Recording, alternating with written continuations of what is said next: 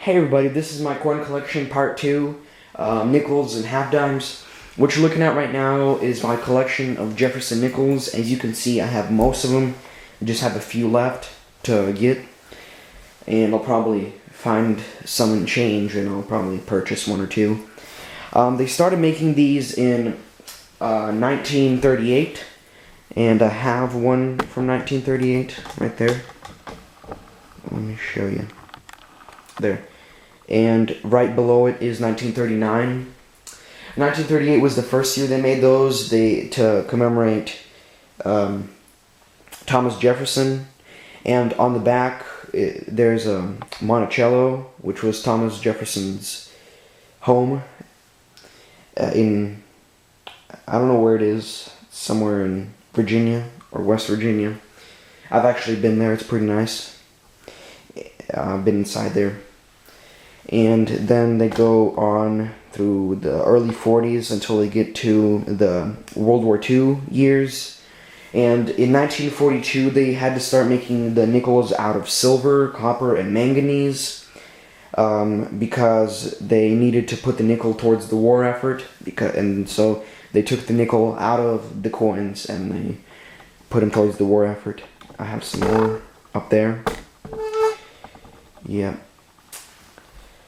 And then these are my other old nickels. They go through the 50s and then through the 60s. This is only 2 of 3 nickel books, but I decided not to buy the third one because there are barely any nickels. There are barely any nickels in there. I'll probably buy it later. Yeah, and that's Jefferson nickels.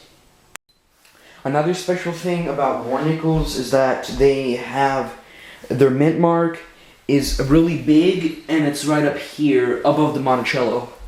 In normal nickels, if you have an older one, it'll be right here, right there. If you have a newer one, it will be right there. Yeah. Well, take a good look. The war nickel will have a P, a D, or an S. It was one of the first coins to have a P for Philadelphia. All the other coins have nothing for Philadelphia. Yep. And that's it for Jefferson nickels. Before Jefferson nickels, they made Buffalo nickels. That's what you're looking at right now. This is my book of Buffalo nickels, and I have about half of them. Right there, I have most of the later ones and not many of the early ones. They made these from 1913 to 1938. In 1937, there was an heir known as the three-legged buffalo. I don't have that one because it's pretty expensive. I have 3 out of 6 1913 Buffalo nickels. And in 1913, there's a little problem. The one in the center, I don't know if you can really see this, but the one in the center is the original design. And the one on the left is the new design. In the original design, they had raised ground right there. I don't know if you can see that. You see here, it's just a little cut off, little thing. And here it's raised ground. Well, yeah, when they started making raised ground, the word 5 cents was getting worn off real quickly. So they had to start making the ones with the little cut off thing. And that really solved the problem, but still, as you can see, that nickel's kind of worn. That's because the design was so high up, everything was getting worn off. And they have a 1913D raised ground, 1913D normal. For some reason, the normal ones are worth more than the raised ground, a lot more. Like the 1913S is worth a couple $100 if it's in decent condition. But I got 1915. 1916, 1918, then it goes on through the 20s, and then the 30s. These were by far one of the most popular coins ever made. Everybody loved them because they look pretty cool.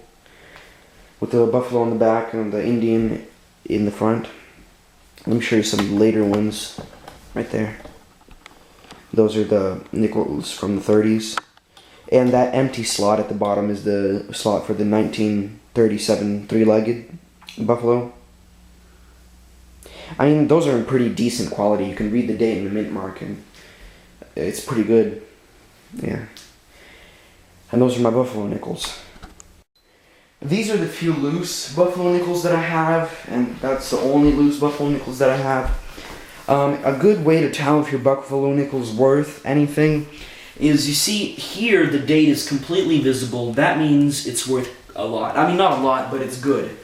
But if the date is obliterated, as it is right here, that one, I mean, it's not worth anything, but it's still, I mean, cool to have.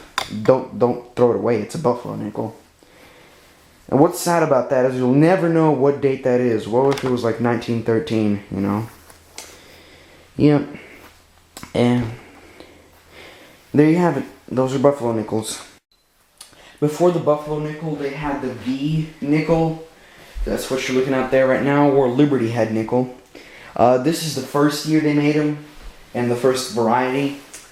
Well, the main difference between the first and second variety is that on the back, I'll show you that in a minute. This is from 1883, right there. 1883, and there you go, that's the back. This is the first variety. In the second variety, the word sense was added at the bottom, and the motto E pluribus unum was moved up to the top right here in smaller letters. And there's the V. It has nothing on here telling that it's cents, so it might be, you know, it could have been dollars, but it's really cents. And then it says United States of America. Yeah, that's just Liberty Head nickel. There. Oh, is that getting blurry on you? Oh, that's not good. Dang, I hate it when that happens. Let me fix that. Oh, God. Hate my camera. It's so retarded. There you go. That's better. Yeah, it's a Liberty Head nickel.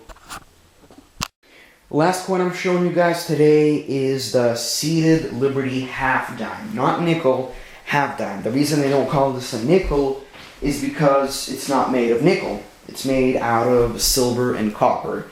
90% silver, 10% copper, right there. Half dimes were the ones that, the 5-cent pieces that were made out of silver. All the other 5-cent pieces after this one were made out of nickels. That's where they got their name, nickel. There it is. It's from 1858, and it's extremely tiny. It's an extremely thin and tiny coin. Okay, look, here's a dime. There's a dime. And there's the half dime. Isn't that tiny? Yep. That's the half dime. On the back, here, let me show you the back. Oh, there you go. Half dime. It says half dime with a little wreath, and it says United States of America. There you have it. And that's my coin collection, part 2, nickels and half dimes. I hope you enjoyed. And a while later, I'll probably have my 3rd video out. My coin collection, part 3, dimes. Well, bye. Have a nice day.